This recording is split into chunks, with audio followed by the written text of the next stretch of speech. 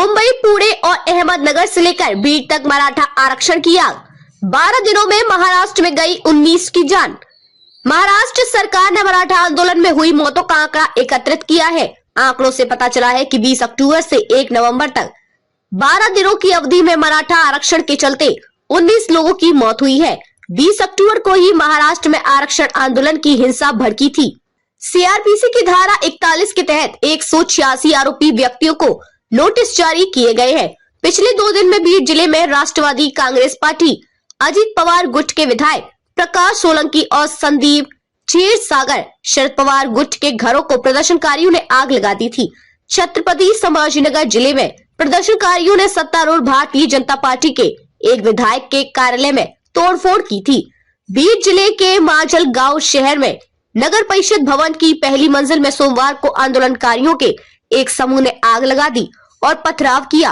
CrPC दंड प्रक्रिया संहिता की धारा 144 के तहत बीड जिले में निषेधाज्ञा लागू कर दी गई है। बीड में आरएएफ तैनात सेठ ने दक्षिण मुंबई में राज्य पुलिस मुख्यालय में मीडिया कर्मियों को बताया कि किसी भी अप्रिय घटना से बचने के लिए बीड जिले में रैपिड एक्शन फोर्स की एक कंपनी तैनात की गई है और छत्रपति संभाजीनगर, ग्रामीण, जालना और बीड में इंटरनेट सेवाएं निलंबित कर दी गई है।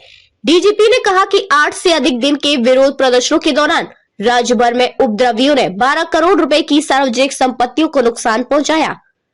जरांगे पाटिल का बड़ा समर्थन। कांग्रेस के एक नेता ने कहा कि जरांगे पाटिल के अनिश्चितकालीन भूख हड़ताल शुरू करने के बाद ही शिंदे सरकार जागी।